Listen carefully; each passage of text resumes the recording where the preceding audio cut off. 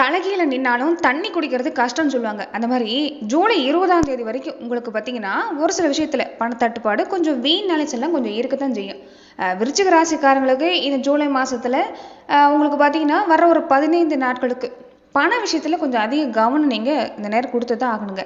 அதாவது ஆடி மாசம் பிறக்க போகுது, காத்து பலமா வீசினாலும் வேற ஊடி நிக்கிற ஒரு நேரம் அந்த நேரம்.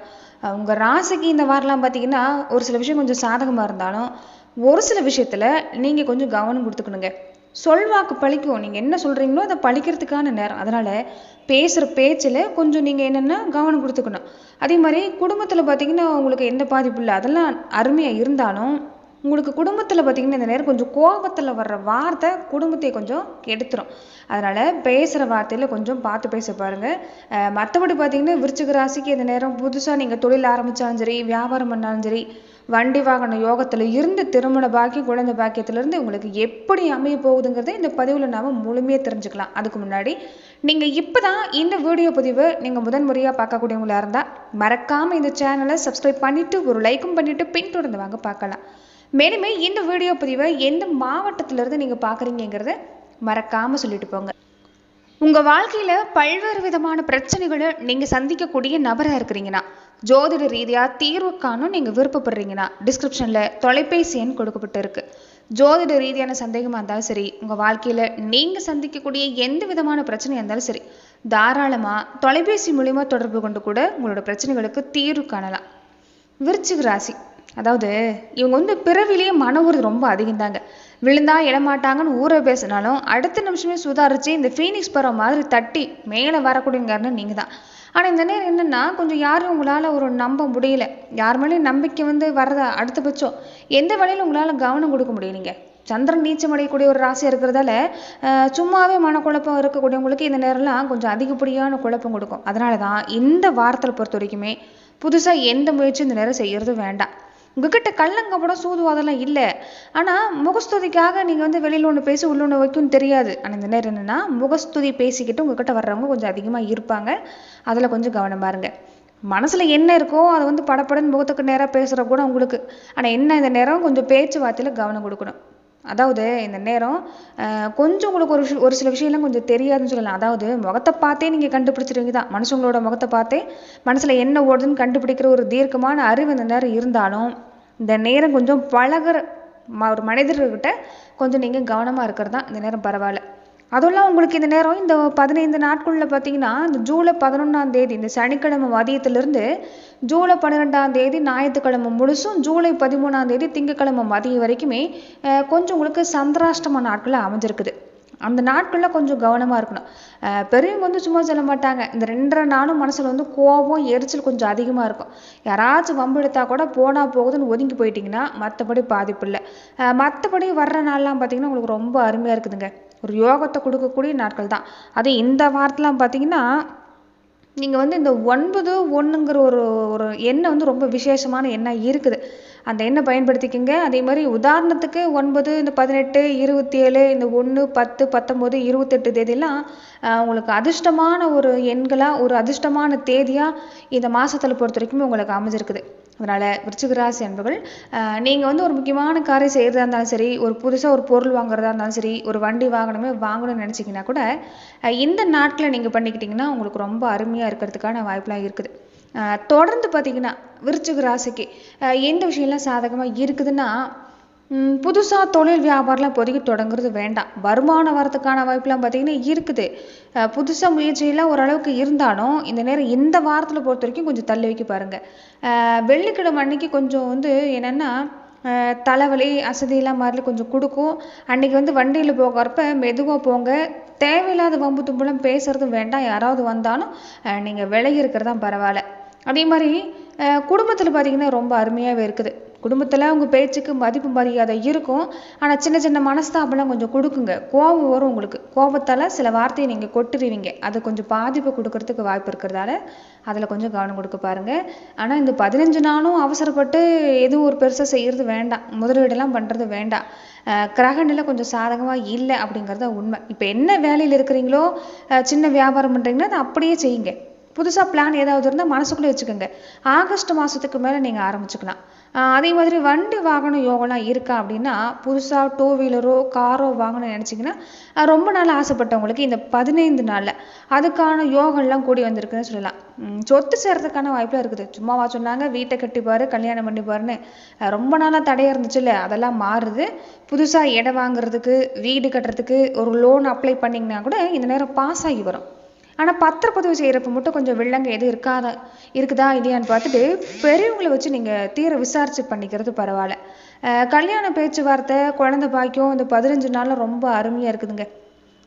உங்கள் வீட்டில் இருக்கக்கூடியவங்களுக்கும் சரி உங்களுக்குமே சரி ஒரு வரம் தேடுறீங்கன்னா நல்ல மாப்பிள்ளையாக நல்ல வரம் அமையறதுக்கு பொண்ணாக தேடினீங்கன்னா ஒரு குணவடிவம் கொண்ட ஒரு பொண்ணாக கிடைக்கிறதுக்கான வாய்ப்புலாம் அந்த நேரம் இருக்குது. சொந்த பந்தம் பாராட்டுற மாதிரி ஒரு நல்ல வரணும் அமையும்.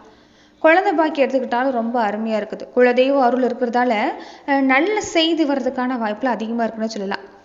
உடம்புல வந்து பெருசாக பாதிப்பு ஒன்றும் இருக்காதுங்க. ஆனால் அலைச்சல் இருக்குல்ல, அதனால் இந்த கால் வலி அசதி இந்த அஜீரண கோளாறு இந்த வயிற்று வலியெல்லாம் கொஞ்சம் வரும். அதனால் அதில் கவனமாக இருங்க. இந்த வெளியில் விற்கிற சாப்பாட்டை இந்த எண்ணெய் பலகாரத்தெல்லாம் சாப்பிடாதீங்க. வீட்டு சாப்பாடை சாப்பிட்டுக்கிட்டிங்கன்னா பரவாயில்ல, உடம்பு வந்து கொஞ்சம் குளிர்ச்சி வச்சுக்கோங்க. அதே மாதிரி வீட்டுக்குள்ளே பார்த்தீங்கன்னா கணவன் மனைவிக்குள்ளே சின்ன சின்ன சண்டை வரும். ஆனால் பழையபடி பாசம் வந்து இந்த நேரம் இருக்கிறதால பாதிப்பு இல்லை. குழந்தைங்க வழியிலையும் பரவாயில்ல. இந்த நேரம் என்னென்னா கொஞ்சம் சொந்த பந்த வழியில் தாங்க கொஞ்சம் மனஸ்தாபம் வரத்துக்கு வாய்ப்பு இருக்குது. வீட்டு பஞ்சாயத்தோ இல்லை காசு பணம் கொடுக்கல் வாங்கலோ நீங்கள் எங்கேயும் நடுவராக போகிறது வேண்டாம். நமக்கு எதுக்கு வம்புன்னு கொஞ்சம் ஒதுங்கி நிற்கிறது தான் பரவாயில்ல. ஏன்னா அவங்க மானத்துக்கு மரியாதைக்கு அதுதான் நல்லது. இந்த நேரம் வந்து வேணும்னா வம்பு வரும், கொஞ்சம் அதெல்லாம் கவனமாக இருந்துக்கணும். மற்றபடி பரவாயில்ல. வண்டி வாங்கின சேர்க்கையெல்லாம் நல்லாவே இருக்குது. சுபகாரி பேச்சுவார்த்தை பழைய கடனை அடைக்கிறது இதெல்லாம் ரொம்ப அருமையாக இருக்குது. புதுசாக தொழில் தொடங்குறது, யாருக்கும் ஜாமீன் கையெழுத்து போடுறது, சொந்தக்காரங்க கிட்ட வீண் வாக்குவாதம் மட்டும் செய்கிறது வேண்டாம்.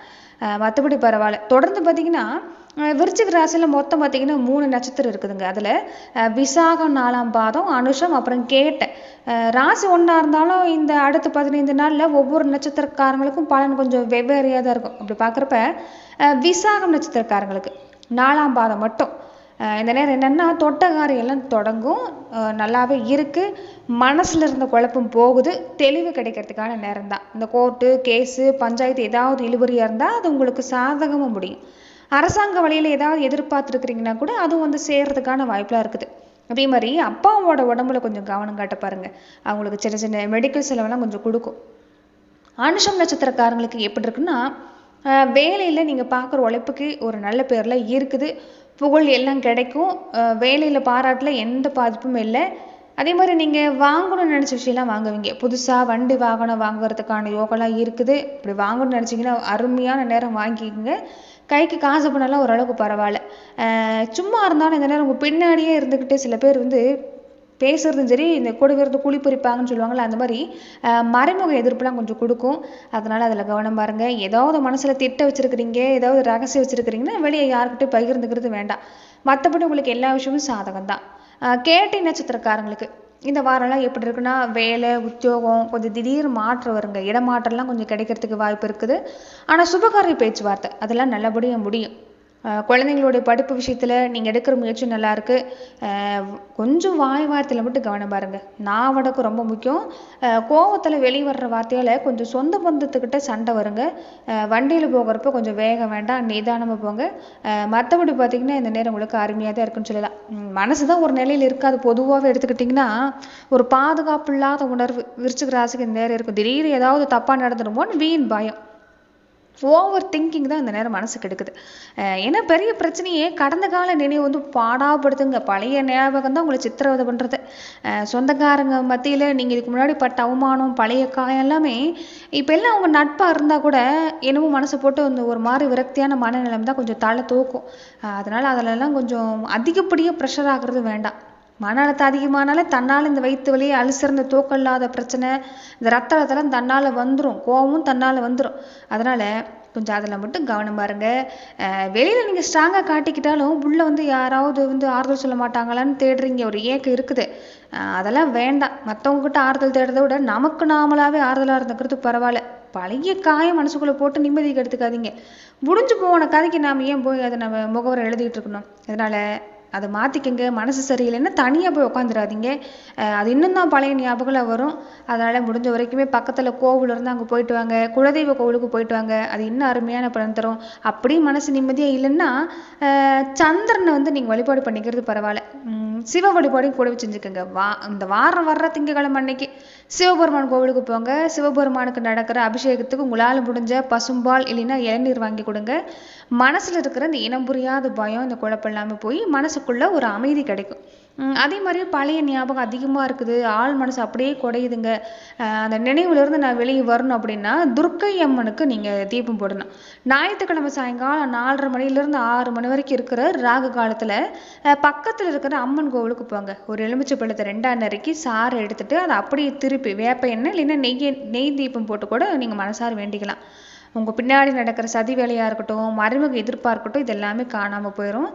செவ்வாயோட உஷ்ணமும் கோபமும் கொஞ்சம் குறையணும். அதுக்கு என்னென்னா, உங்கள் ராசிநாதன் செவ்வாய் தானே, அவருக்கு அதிபதியே நம்ம தமிழ் கடவுள் முருகன் தான். அதனால் செவ்வாய்க்கிழமை அன்னைக்கு முருகப்பெருமானுக்கு செவ்வருளிப்பு மாலை போட்டு கும்பிடுங்க. முடிஞ்சால் அன்னைக்கு ஒரு வேளையாவது பசியோடு இருக்கிற ஏழை எளியவங்களுக்கு தயிர் சாதம் கொடுங்க. உடம்புல இருக்கிற இந்த உஷ்ணம் குறையும், கோபம் கட்டுப்படும். தயிர் சாதம் தானம் கொடுக்கறதால சந்திரனோட பலமும் கூடி வரதுக்கான வாய்ப்பெலாம் இருக்குது. ரொம்ப முக்கியமாக குலதெய்வ கோவிலுக்கு போங்க. ஒரு தேங்காய் உடைச்சி கற்பூர ஆராதனை காட்டி மனசுருகி அழுது வேண்டிட்டு வாங்க. மனசு பாரு அத்தனையும் உங்கள் சாமி பார்த்துக்கும். இந்த 15 நாளில் உங்களுக்கு முன்ன சொன்ன ஒரு சில விஷயத்தில் மட்டும் கொஞ்சம் கவனமாக இருந்துக்கிட்டிங்கன்னா மற்றபடி உங்களுக்கு பாதிப்பு இல்லை. ரொம்ப அருமையாகவே இருக்கிறதுக்கான வாய்ப்பெலாம் இருக்குது. அதனால் மனசை போட்டு குழப்பிக்காதீங்க. இருக்கிற வேலையில் கொஞ்சம் கவனம் கொடுங்க. அருமையான நேரம் தான். நன்றி நண்பர்களே. இந்த பதிவில் விருச்சிக ராசிக்கு இனி வரக்கூடிய 15 நாள் உங்களுக்கு எப்படி இருக்கும் அப்படிங்கிறத நம்ம பார்த்தோம்.